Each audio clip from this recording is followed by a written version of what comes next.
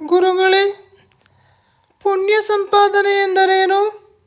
ಖಂಡಿತ ಪಾಪ ಪುಣ್ಯ ಎಂಬುದಕ್ಕೆ ಬದುಕಿನ ಕೊನೆಯವರೆಗೂ ಉತ್ತರ ಸಿಕ್ಕಿರುವುದಿಲ್ಲ. ಅದನ್ನು ಶಿಕ್ಷಣದಲ್ಲಿ ನೀಡುವುದು ಅತಿ ಅವಶ್ಯಕ.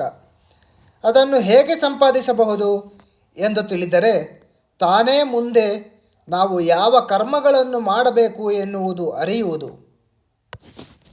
ಪುಣ್ಯ ಸಂಪಾದನೆಗಾಗಿ ಮಾಡಬೇಕಾದ ಮೊದಲನೇ ಕರ್ಮ ಬ್ರಹ್ಮಯಜ್ಞ, ಅಂದರೆ ವಿದ್ಯಾರ್ಜನೆಯ ಕ್ರಮ. ವಿದ್ಯಾರ್ಜನೆಯ ಕ್ರಮ ಎಂದರೆ ಕರ್ಣನು ವಿದ್ಯೆ ಪಡೆದನು, ಅರ್ಜುನನು ವಿದ್ಯೆ ಪಡೆದನು.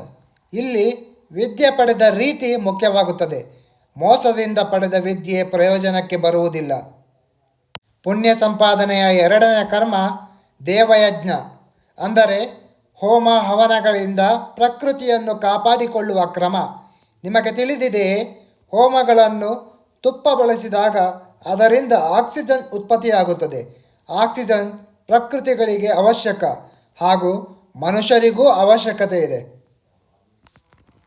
ಪುಣ್ಯ ಸಂಪಾದನೆಗಾಗಿ ಮೂರನೇ ಕರ್ಮ ಪಿತೃಯಜ್ಞ, ಅಂದರೆ ತಂದೆ ತಾಯಿಗೆ ಸೇವೆ ಮಾಡುವ ಕ್ರಮ.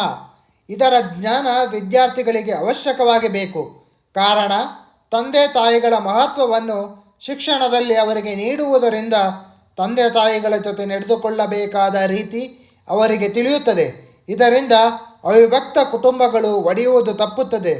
ಒಂದು ಸಮಾಜದ ಸ್ವಾಸ್ಥ್ಯಕ್ಕೆ ಈ ಶಿಕ್ಷಣ ಅತ್ಯಗತ್ಯ.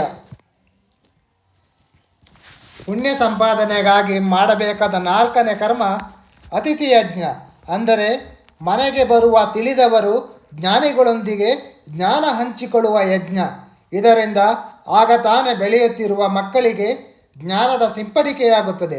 ಆಗ ಅವರಿಗೆ ಅದೇ ದಾರಿ ತೋರಿಸಿದಂತಾಗುತ್ತದೆ.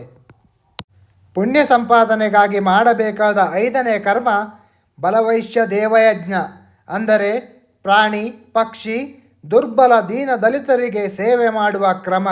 ಇದರಿಂದ ಪ್ರಾಣಿ ಪಕ್ಷಿಗಳೊಂದಿಗೆ ದೀನ ದಲಿತರೊಂದಿಗೆ ಯಾವ ರೀತಿ ನಡೆದುಕೊಳ್ಳಬೇಕು, ಸಮಾಜದ ಸ್ವಾಸ್ಥ್ಯವನ್ನು ಯಾವ ರೀತಿ ಕಾಪಾಡಿಕೊಳ್ಳಬೇಕು, ಸಂಬಂಧಗಳನ್ನು ಯಾವ ರೀತಿ ಕಾಪಾಡಿಕೊಳ್ಳಬೇಕು ಎಂಬ ಸಾಮಾನ್ಯ ಜ್ಞಾನದ ಅರಿವು ಶಿಕ್ಷಣದಲ್ಲಿ ಆಗುತ್ತದೆ.